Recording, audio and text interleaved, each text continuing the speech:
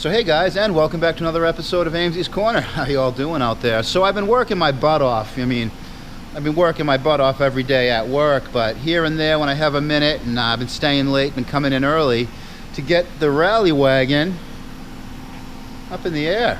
And yeah, here it is. What do you guys think? There's the front. Look at that. I can fit my hand in there. Try that with your Saab. Try that with your 9.5. I don't think you're going to be able to, but yeah, there it is. Front, the rear up nice. Look, the alignment is pretty straight. Just a little bit of tweak, and I haven't sent this thing down for its official alignment. That's going to be tomorrow. Yeah, I think I want to go maybe just a little higher, maybe like a ½ inch more in the rear, which isn't a problem because of the way we designed the lift.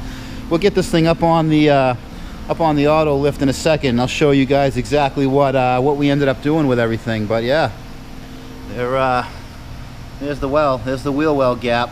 So the next step is tires, and that brings me to right here. I think this is going to be kind of the limit to the biggest tires I can get on there. They're going to rub onto this. Now the good news is it's all rusted out here, and yeah, that's good news, I guess. I mean, it's horrible news because yours is probably doing this too, but that just means that I got to do work here anyways, and maybe I'll just change the shape of this wheel arch and get that rusted. I kind of was thinking on boxing this in anyway. I got to deal with it. I might as well remake it to fit bigger tires. But until then, I got to get something on there that looks a little better than these street slicks we got on here now. And then we got the front nice and up high. But yeah, tires are next. But there she is, RallyWagon. This ended up being a 2 1/4 total lift from where it was stock. Now this, we'll show you when we get it up. This isn't just jamming the stock suspension higher up so that the car's up against the upward stops on it. This is all, has exactly the same amount of travel front and rear as it would have if it was stock height, but everything's just working 2 1/4 inches lower. Those of you that have been following along, we saw the adjustable rear control arms last time go into this thing. But anyways, enough talking about it. Why don't we get this thing up on the lift here, and we'll take a look at exactly how I did this whole lift kit for this thing chucked up on the lift. But first, before we put it up, I want to show you guys the fronts, because we're not really going to be able to see anything looking underneath. What I did is I had these, I had some spacer plates made up, or rather some upper mounts and lower mounts. I was going to make a bunch of them and stack them on top of each other, but we had these parts made up. Why don't you guys take a quick look at that picture? Yeah, we had those, or I had those made up at a local welding place.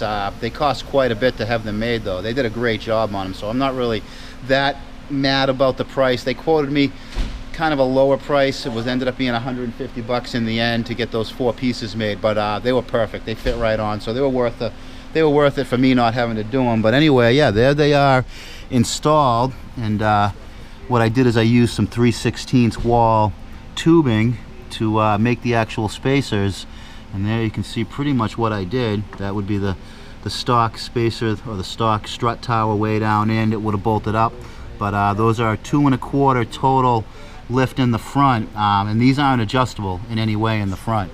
I was concerned about the camber being off, but it ended up, if you can tell from the camera, pretty darn near straight. I have to get the alignment sheet done, get the alignment tomorrow, and get the sheet to see exactly where we are. So yeah, let's get this thing up and take a look at the rest of it.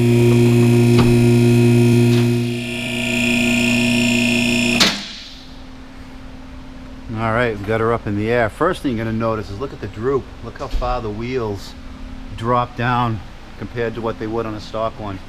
Now that means when I go over bumps and one of the wheels have to drop into a hole, it has to travel downward to keep the rest of the wheels on the ground firmly planted. So yeah, let's take a quick look in the front. We can see the angle. We got the control arms, which now that it's full droop is a little extreme, but nothing's hitting. Nothing seems to mind it.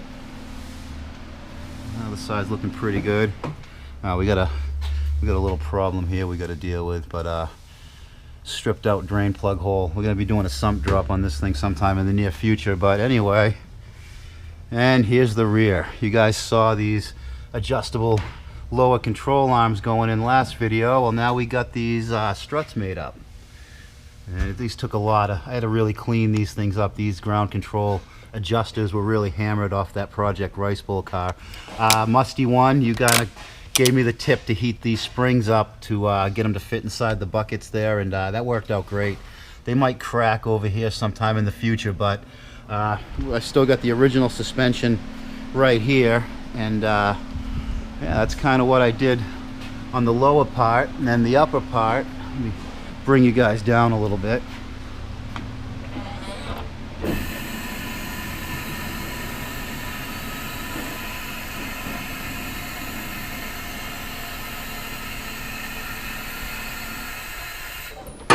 Now I apologize I wasn't able to show you guys me building these, but like I said, I just kind of strapped for time. These are the rear buckets we took off of those junk cars at the Duke of Saab. Now if we look at the original rear strut here,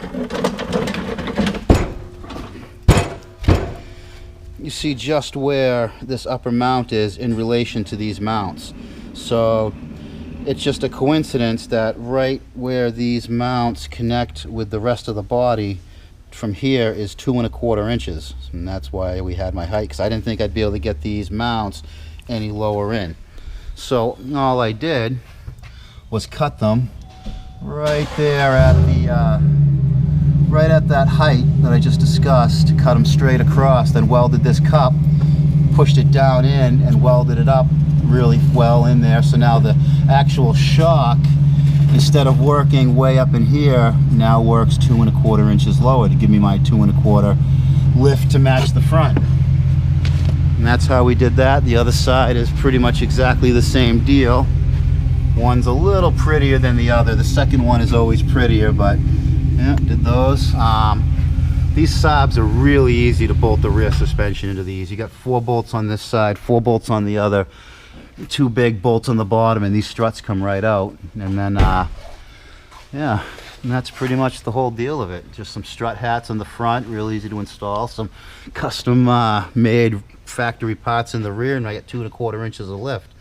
So I've been thinking about toying with the idea of making a couple sets of these. I can just buy brand new loaded struts. That's this whole, or rather it's more like this whole assembly here. I can buy this whole piece already made, and you know, now that I know where I have to cut and how much welding goes into it, let me know if anybody out there would be interested in a lift kit for a Saab. This being a wagon, the 9.5 sedans are pretty much virtually the same. I think if you guys remember when we took these buckets came from the sedan, now they're in the wagon. So yeah, let me know if you guys have any interest. If anybody out there wants to try one of these kits out, you know, off-road use only. These aren't, you know, approved for any type of government, you know, if your state requires you to have stock suspension, you're not going to be able to do this. But you know, what we say is off-road use only, but you know, you're all big boys and you can play with your car whatever you want. You can do whatever you want to your own vehicle. So yeah, I'd have to sit down and think of how much time it would take me to remake all of these, but probably about the average price of a lift kit to do it again.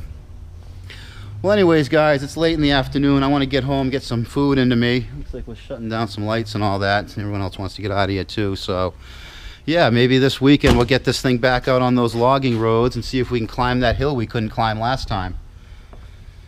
All right, guys, on that note, comments down below are much appreciated. I read them all. Share this as much as you can.